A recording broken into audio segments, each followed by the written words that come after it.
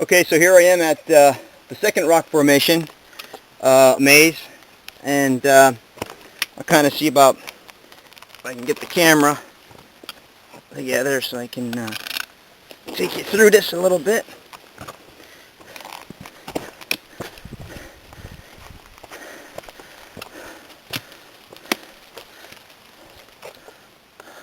Oh, looks like the gap's going up. Alright, so we came from over there.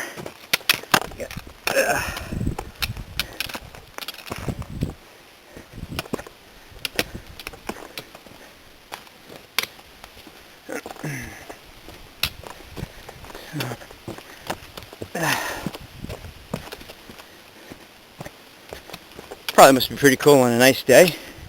The sun's shining. It's actually overcast with a little bit of drizzle today.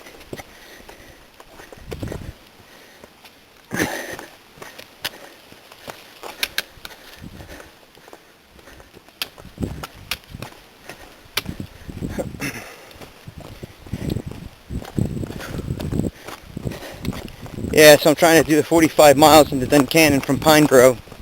That'll be a record for me ever on any hike I've ever done. Even with slack packing, it's still a pretty big feat. In order for me to do that, I've really got to try and almost do 4 miles an hour, which I think I've been pretty much keeping that pace up so far this morning since 5:30.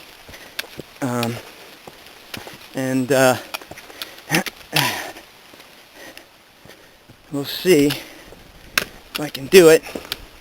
I hope so. This is kind of slowing me down a little bit, but I'd like to get into Boiling Springs by 11:30 noon, which would put me at a 20-mile day mark in only 6 hours and a half, 6.5 hours, which is pretty good for a hiker, I think. So I spent my mornings where it was flat, actually literally kind of doing a trotting run, to keep up those mileage, because you got to stop, you got to take breaks, so that automatically takes that 4 mile an hour stride or 5 mile an hour stride. Next thing you know, it's down to 3. You're averaging maybe 3 miles. So I'm trying to keep the breaks short, but got to refuel the body with the calories to keep going and get enough fluids in me so I stay hydrated. But let's see, where are we going here?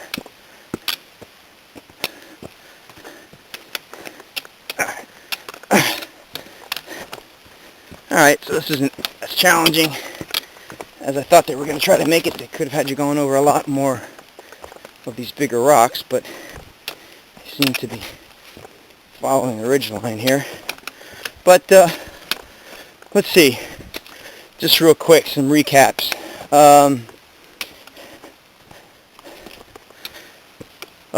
Let's see.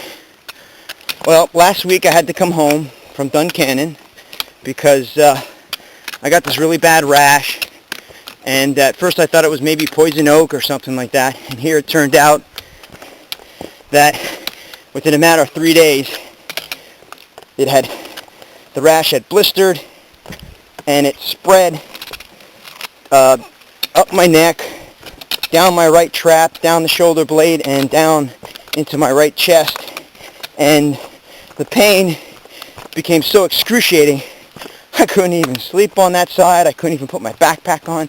It was like thousands and thousands of pins and needles just being pushed into your whole entire body. Like every nerve ending was just like firing off with an explosive pinch. And then between the burning, between those pins and needles, you had the burning feeling and everything like that. So anyway, came home, saw the family doctor, confirmed it was shingles with a culture, ended up giving me antiviral medication. I went immediately to my dermatologist. He gave me some cream to limit infection and some medication to kind of help block some of the firing of the nerves. And then I went and saw my pain management doctor, who quickly injected lidocaine into the area with some steroidal medication, so that helped with the inflammation, and that definitely helped with killing some of the needles. But for anybody who hasn't had shingles, I'll tell you what, I don't wish it on anyone. For anybody who has, you know exactly what I'm talking about with the pain. I always thought I was somebody who really could definitely had a good pain tolerance, but this definitely met my number 10 scale and probably even went into being 12. But good news is that the rash is definitely clearing up, and the pins and needles have actually subsided. I don't know if that's because I'm just out here working and stuff like that, or I was using some lidocaine patches too. That kind of numbed things up for me while I was hiking to help me get by yesterday and the day before. So anyway, the adventure continues, and my will to continue on and make it to Maine is there, and I believe that with all the support I'm getting, that will become a reality. So that's it for now. Rainbow signing off between Pine Grove and Boiling Springs. Alright, catch you later.